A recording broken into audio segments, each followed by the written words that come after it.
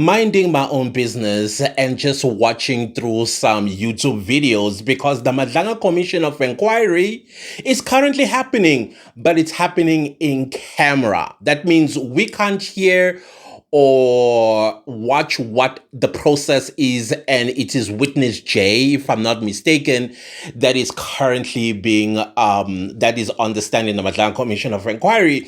So now I'm kind of like left with, okay, what do we do with today? And I come across the 360 experience by Thomas Mabaso. And I'm like, what am I hearing here? What am I hearing here?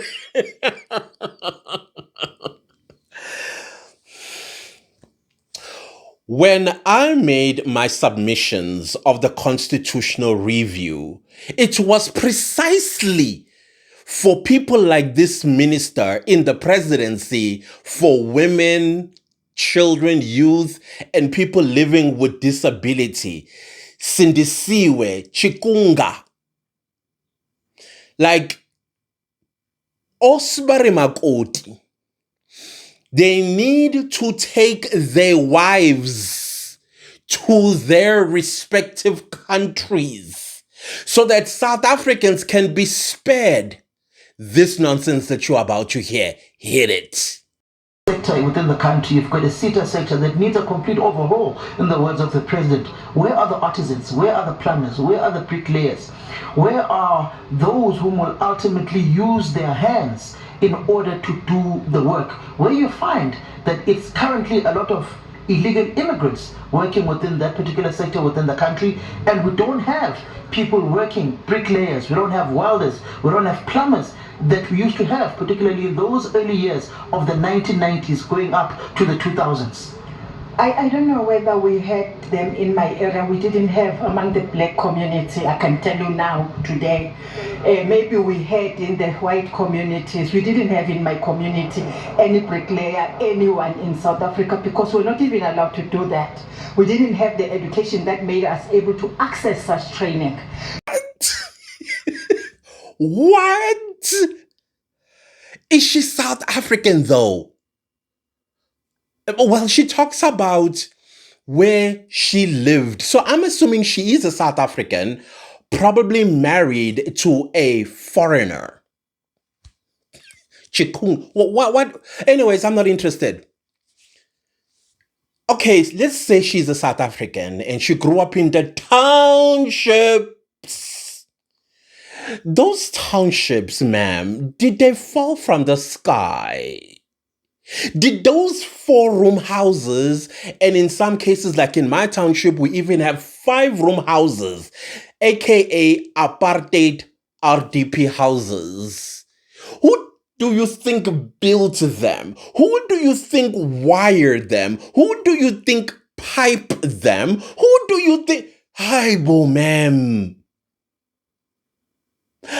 But then again, this is a minister of the ANC. You know how the ANC has done us, right? They have detached themselves and so out of touch with the reality of South Africa as a whole. That also includes our past. Now, let me remind this minister, because her political party got rid of the very people that Samkedo is asking about. Artisans, bricklayers. You know, back in the day when you guys decided we are going to get rid of technical. No, let's start here. We're going to get rid of technical colleges. We're going to get rid of technical colleges. We're also going to get rid of apprenticeships. And guess what all of these were doing, dummy? Yeah.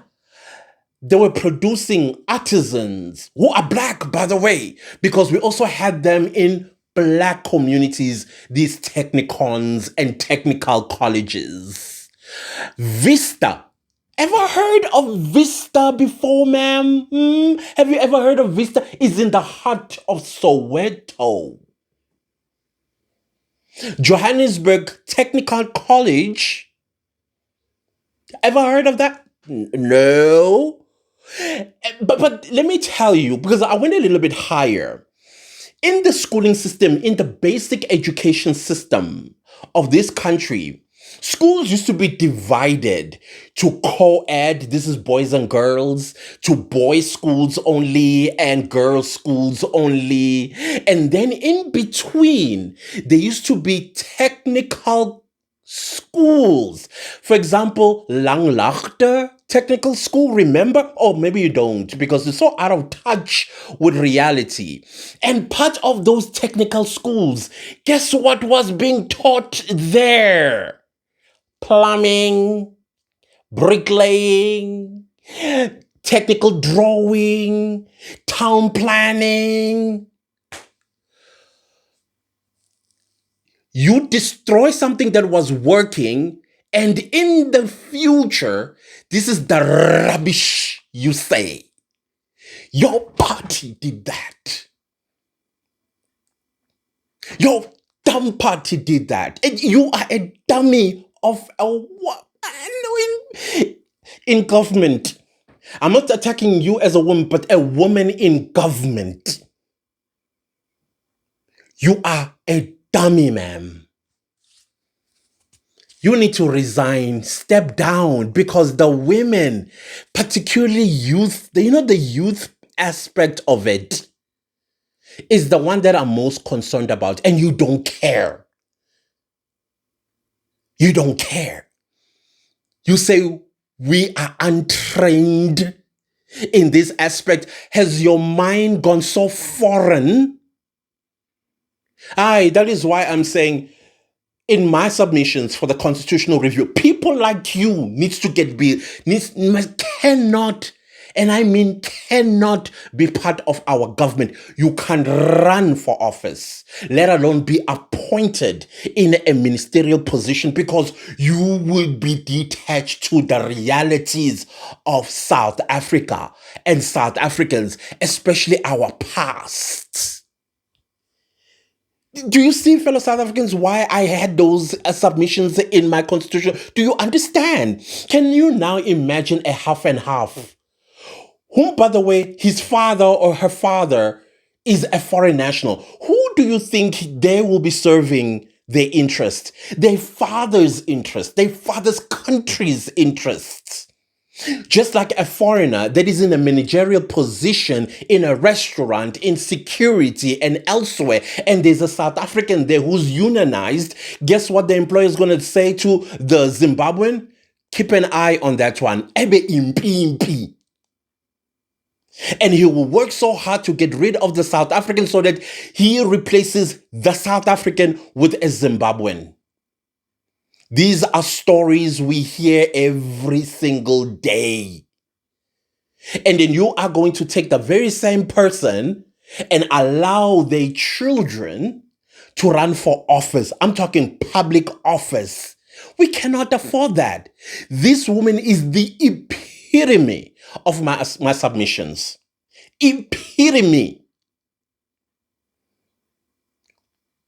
We never had artisans and bricklayers. Aibo, this woman, Aibo. See Ramaphosa, get rid of her. She doesn't know South Africa. She does not know South Africa. She has Msuse. She does not represent South Africans. It cannot be a whole minister. And if she is a South African, I mean, Osinsiwe can also happen to be a Zimbabwean and Malawian or whatever. Puma. Step down. Step down. This is the exact thing that gets thrown our faces every single time by foreigners on the African continent. South Africans, you are uneducated. And yet we have the best education system on the continent. We rank number 3 most literate country in the African continent with 95%. And then you come and talk this nonsense to add onto that fire. We always have to defend ourselves, and we're not supposed to be defending ourselves. Now we have to defend ourselves against UN.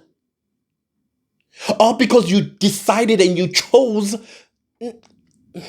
I don't like attacking people's characters and personalities, but this is infuriating. You've forgotten to be a South African. How you got appointed is beyond me. The nonsense. You are stupid. I'm sorry. You were not paying attention. If you are saying where you come from, where you grew up, I don't know. Did you grow up in a shack? If you grew up in a shack, maybe you may not know who built the apartheid houses, the 4-room house. You might not know, but it was black people. Plumbers, where I come from, used to be black South Africans. I went to good schools in this country. The plumbers, whenever we had a problem, were South African and they were black. That's probably the only time I would see a black person in my school ground when plumbers came by.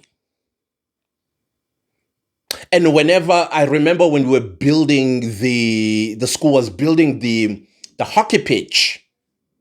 That's part of bricklaying, ma'am. There were black South Africans.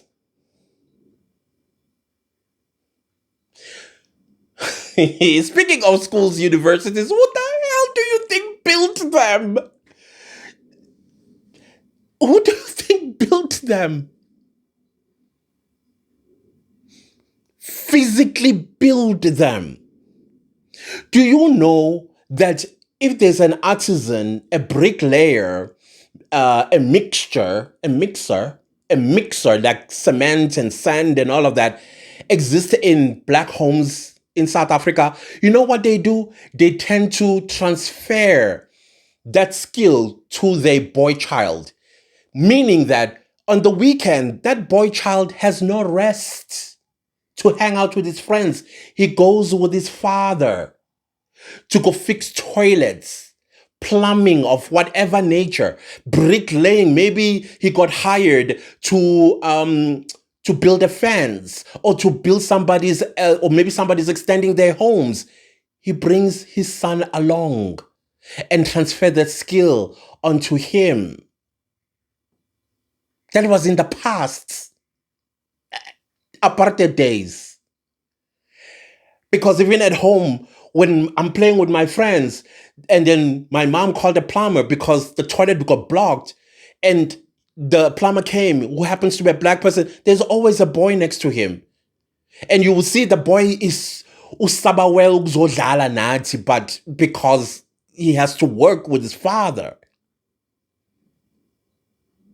And then when that boy grows up, he knows how to fix toilets. He knows how to build homes, build fences. He knows how to do all that stuff, technical stuff. He knows how to even electrify a house as an electrician that did not go to school. And this minister, Dumbo, this is what she says. I class this with puku. You need to be told, we see puku say, minister, please step down. Step down. We cannot have Vele, what is your job? What have you done in your portfolio? Show us something tangible that you've done. I spoke shem. We spoke so train. Vele, we have dummies as ministers in Ramaphosa's administration. Kodwa wena, are you shown to take the cup? You have shown to take the cup, and you have now. I'm more convinced than ever that people like you that are no longer South Africans, you're no longer South African, you are Chikunga. Isintu City, umakoti, wherever your husband comes from, Haila. Hey, my daughter. Yes. I should have listened to Thomas when he said, your brain is going to hurt listening to this. I have a headache after listening to her. So I warn you too. I know you probably already seen the video, but anyways, go get yourself grandpa. Because this is what we have in Cyril Ramaphosa's administration. This is what we have. Ay, guys. Sihlezi sikhulunyiswa kule lizwe every day. Every day. Which South Africa did you live in? South Africa. I think you need to give us a story time so that we can understand where. If it was the rural areas, okay, back in the day, I can understand. But as a person that is growing older, okay, but then who build these? Who build the cities? Oh my word.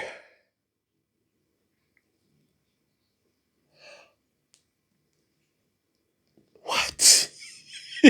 Okay, let me end this video right here.